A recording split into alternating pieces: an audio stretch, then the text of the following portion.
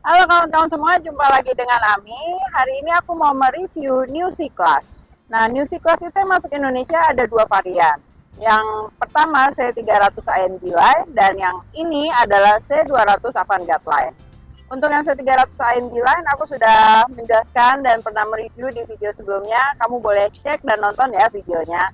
Nah, untuk hari ini aku mau mereview C200 Avantgarde Line. Yuk kita lihat. Mobil C200 Avantgarde Line ini memiliki cc sebesar 1500 cc dan horsepower sebesar 204. Nah, diklaim dari 0 ke 100 itu 7,3 detik dan konfigurasi mesinnya 4 segaris. Headlamp dari C200 Avantgarde Line ini menggunakan teknologi LED High Performance.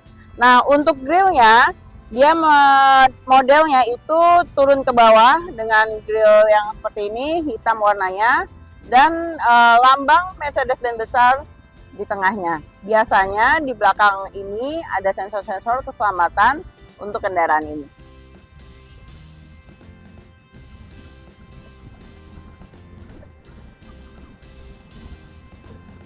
C200 Avantgarde ini untuk eksteriornya dia Avantgarde Line Exterior.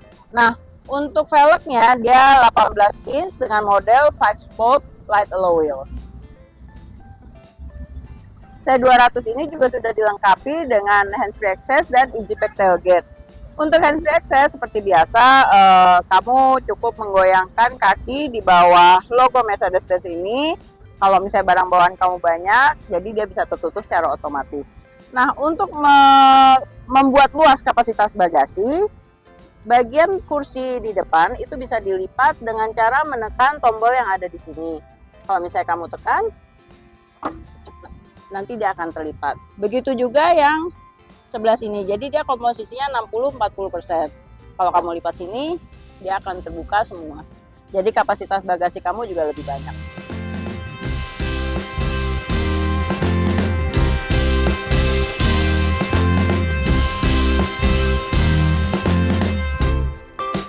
Sekarang aku mau menjelaskan untuk interior dari C200 Avantgarde Line ini. Nah, untuk C200 ini dia udah modelnya yang paling baru, jadi udah ada layar sebesar 12,3 inch di tengahnya, LCD central display. Nah, untuk kisi-kisi AC-nya dia juga sudah model yang baru, jadi sebenarnya ini mengadaptasi dari model Mercy yang sebelumnya, jadi agak-agak retro. Ini kan jadi modelnya tuh mirip dengan model seperti Mercy Tiger zaman dulu ya.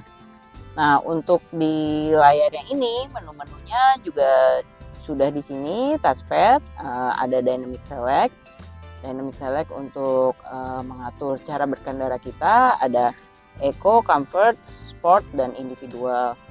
Terus ada parktonic untuk parkir, terus fungsi, jadi dia ada ESP untuk menyetir secara manual, parktonic dan semua pengaturan.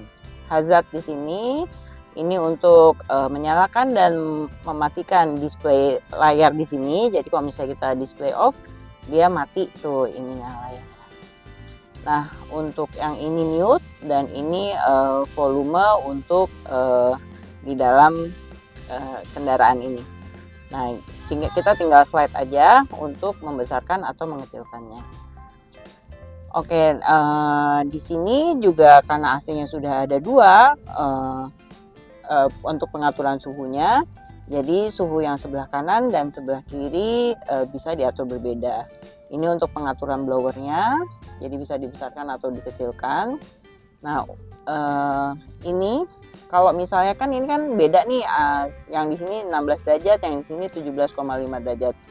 Untuk menyamakannya, dan biasanya kalau misalnya kita menyamakan, dia akan mengikuti dengan yang suhu di sebelah driver. Itu kita pencet yang menu suhu ini agak lama, terus kita synchronize. Bagian konsol tengah, di sini udah ada dua cup holder, terus ada satu USB port Type C, dan ada wireless charger, dan untuk meletakkan kunci kendaraan di sini. Jadi ada gambar kuncinya nih di sini. Gitu. Untuk yang di bagian sebelah sini ada penyimpanan juga. dengan 2 USB port yang model Type-C. Oke, aku mau menjelaskan bagian sebelah kiri dari multifunction steer. Nah, di sebelah kiri sini ada engine start stop, terus ada A. A ini biasanya pada saat mobil berhenti atau dalam kondisi idle itu AC dia akan keluar hanya anginnya aja setelah berapa menit. Jadi biasanya dipencet A ini supaya AC tetap dingin. Tapi kan itu hanya sebentar ya, biasanya cuma di lampu merah gitu. Kalau misalnya kita udah jalan lagi, dia udah aktif lagi. Tapi kalau misalnya kamu mau matiin, kamu tinggal pencet ini aja, jadi dia akan tetap dingin tuh kalau pada saat idle. Nah, di sebelah kiri sini, di tuas ini ada untuk wiper, terus ada untuk sen, ada lampu dim, jadi kamu tinggal tarik ke dalam untuk lampu dim, ada pedal shift, dan ada untuk pengaturan multifunction steer secara otomatis. Jadi bisa di atas bawah atau mundur. Nah, trackpad karena di tengah sekarang sudah tidak ada trackpadnya lagi, jadi trackpad untuk layar yang sebelah kiri di multimedia ini bisa diatur juga dari sebelah sini. Ini tinggal di slide aja untuk volume, terus ada untuk mengangkat dan menutup telepon, ini untuk back atau pencet home, ini voice command, dan ini favorit tuh jadi kita bisa setting apa yang sering kita tampilkan di menu multimedia. Oke, sekarang aku mau menjelaskan bagian sebelah kanan dari multifunction steer. Nah, di sini ada shift gear. Nah, tuasnya itu sekarang di sebelah kanan. Jadi untuk pindah gigi itu kamu injek rem terlebih dahulu, terus kamu pencet D untuk drive, ini secara otomatis, atau R itu mundur, nanti reverse. Nah, untuk parking kamu tinggal pencet yang di sininya aja, dia akan P gitu. Nah, ini handbrake juga engage dia, jadi aktif. Nah, kalau misalnya kamu mau secara manual, itu bisa juga dilakukan dengan pedal shift ini. Jadi kalau misalnya D, terus kamu mau nyetir manual, kamu bisa pencet yang tadi, yang favorit itu. Nah, ini kan ada nih. Nah, terus itu ada tambahkan atau di sini nih. Nah, ini switch to manual, atau kamu tinggal klik pedal shift di sini.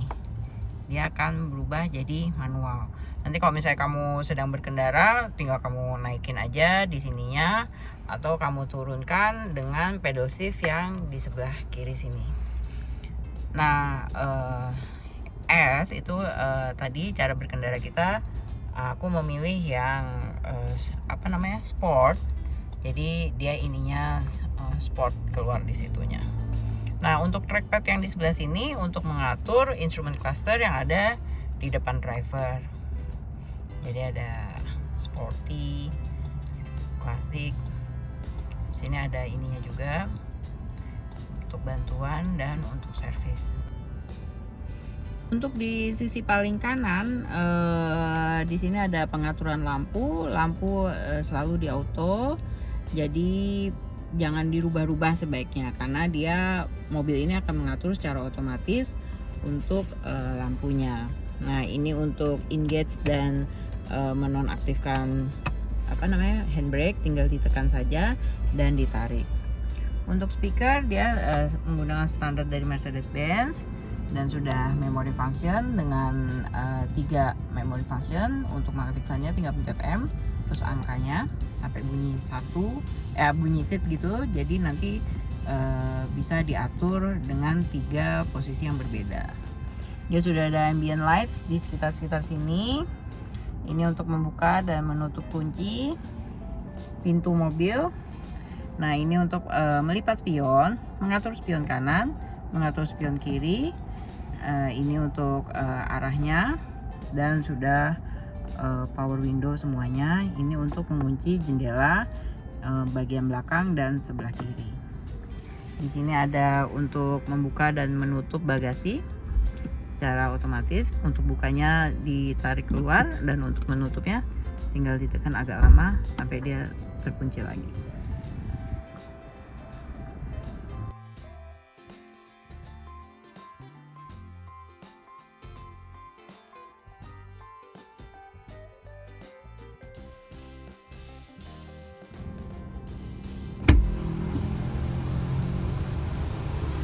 Oke, aku sekarang mau jelasin bagian belakang dari C200 Avantgarde Line ini.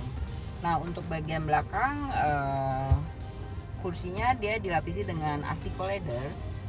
Jadi apa ya, ini namanya artificial. Jadi bukan kulit asli. Nah, untuk bagian armrest ini ada penyimpanan kecil untuk kartu biasanya. Tidak ada cup holder. Nah, untuk di sebelah bagian pintu sini ambient light udah sampai sini, terus ada speaker di sini juga ada ambient light. Ini untuk power window. Nah, di sini kamu bisa menyimpan tempat minum dan untuk penyimpanan yang lain. Nah, ini ada penyimpanan juga di sebelah sini. Nah, untuk yang model baru ini, ininya bagus banget ya, dia sudah model lekukan gini, jadi memberi luas untuk orang yang duduk di belakang. Nah, untuk AC-nya dia modelnya yang model baru. Kalau untuk blowernya ditutup tinggal dibentuk ke vertikal, diputar. Nah, kalau di horizontal gini berarti blowernya keluar. Untuk USB port tadi adanya di konsol tengah.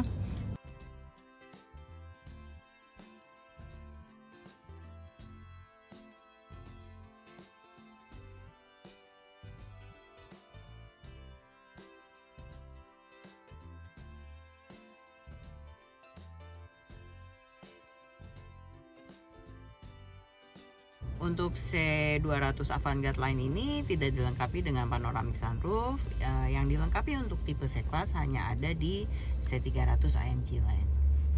Oke, demikian review untuk mobil C200 Avantgarde Line ini. Ikutin terus video Mercedes-Benz aku, dan kamu subscribe ya video-video YouTube aku, di like dan diberi komen. Oke, terima kasih.